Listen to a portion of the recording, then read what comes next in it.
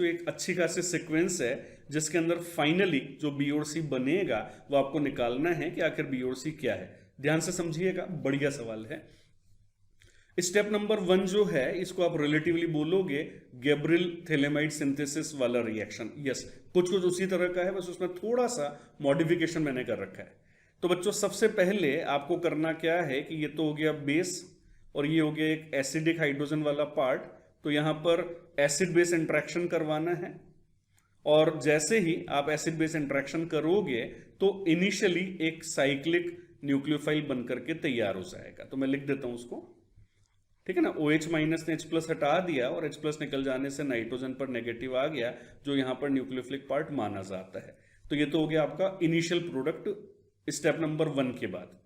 अब आपको बोला जा रहा है कि इसकी रिएक्शन एक प्रकार के डाई हैलाइड के साथ करिए और डाई हैलाइड के अंदर दोनों हेलोजन जो हैं बच्चों वो अलग अलग प्रकार के दिखा रखे हैं। तो बड़े ध्यान से आपको सोचना पड़ेगा कि किस हेलोजन को काम में लिया जाए। अब किस हेलोजन को काम में लिया जाए तो जिसकी रिएक्टिविटी ज्यादा होगी उसी को काम में लेंगे और यहां पर रिएक्टिविटी निकाली जाएगी साइज ऑफ द हेलोजन्स के बिहाफ पर, यानी कि बॉन्ड लेंथ के आधार पर। तो फ्लोरीन और ब्रोमीन में से बच्चों ब्रोमीन का साइज बड़ा है तो इसकी रिएक्टिविटी ज्यादा है, तो अल्टीमेटली यहां से आप NSR कीजिएगा। अब यहां से जब आप NSR करेंगे तो बच्चों जो आंसर बनेगा वो कुछ ऐसा बनेगा, देखिए आराम से।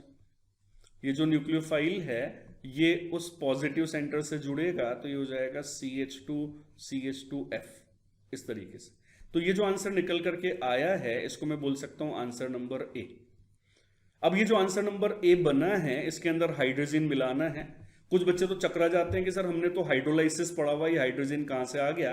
तो बच्चों हाइड्रोजन भी एक अनदर रिएजेंट है जो उसी प्रकार का प्रोडक्ट बनाता है जो हाइड्रोलाइसिस से बनता है ना। लेकिन बाई प्रोडक्ट में अंतर हो सकता है। तो आइए जो कंसेप्ट है उस पर ध्यान दिया जाए कि ये आखिर काम कैसे करेगा। तो बच्चों इसके अंदर जब आप हाइड्रोजन मिलाते हैं N2H4 मिलाते हैं तो ये अमाइड है और अमाइड के अंदर आप समझते हैं कि जो नाइट्रोजन वाली साइट होती है वो लिविंग ग्रुप होती है और लिविंग ग्रुप को हाइड्रोजन दिया जाता है, ठीक है ना। तो आप जो हाइड्रोजन है उसको यहां पर ऐसे लिख करके सॉल्व कर लीजिए। तो जैसे ही इस तरीके से लिख करके आप हाइड्रोजन को सॉल्व करोगे तो जो लेफ्ट हैंड साइड है वहां से तो आपको मिलेगा कुछ इस प्रकार का आंसर CONH और ये आपस में कनेक्टेड तो उसको जोड़ दीजिए। और जो राइट हैंड साइड है वहां से बन जाएगा बच्चों एक प्रकार का एमीन।